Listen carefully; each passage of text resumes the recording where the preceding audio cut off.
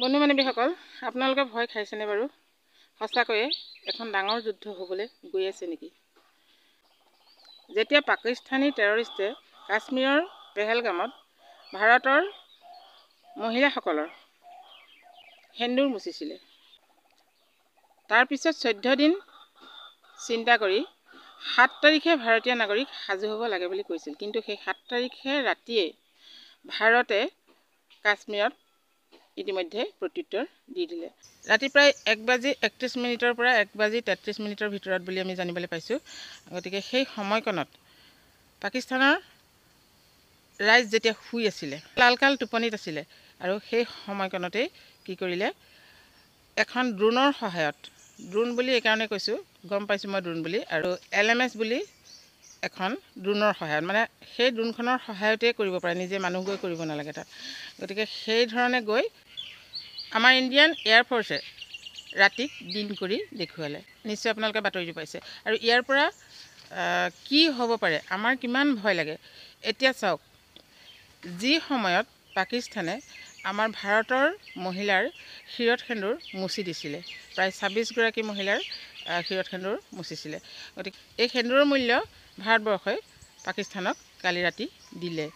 নিশ্চয় আপোনালোকে সকলো কথাই গম পাইছে। তথাপি মই কিয় ক'বলৈ লৈছোঁ, আমাৰ মানুহখিনিয়ে যিখিনি নিউজ পাই আছে সেইখিনিৰ পৰা ইমান এটা ভয় খাইছে, আজি নেট কাটিব, কাৰেণ্ট যাব, কাৰণটো যুদ্ধ হ'ব। পিছত কি হ'ল দেখিছেনে? তাৰপিছত এতিয়া অলপ আগতে গম পাইছোঁ, পাকিস্তানে আমাৰ ভাৰতৰ 10জন লোকক প্ৰাণ হেৰুৱাইছে। তাৰ ভিতৰত এজন কিশোৰ আছে, মাত্ৰ বয়স 10 বছৰ। কি হ'বলৈ গৈ আছে? যুদ্ধ সঁচাকৈয়ে আৰম্ভ হৈছে।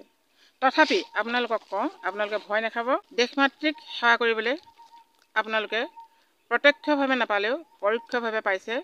গতিকে প্ৰত্যেকেই বুকুত সাহস গোটক, আৰু যিসকল লোক অসুস্থ তেখেতসকলক এই বাতৰি দি ভয় নোখোৱাব।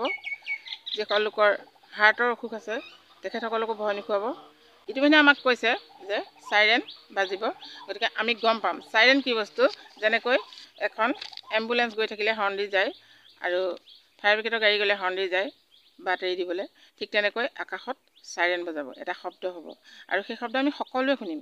আৰু সেয়া শুনাৰ লগে লগে আমি কিছুমান সাৱধান হ'ব লাগিব। সকলো কাম বন্ধ কৰি নিৰাপদ জেগাত থাকিব লাগিব। যদি গাড়ী চলাই গৈ থকা হয়, গাড়ী বন্ধ কৰি, ইঞ্জিন বন্ধ কৰি, দৰজা খিৰিকী মাৰি থাকিব লাগিব।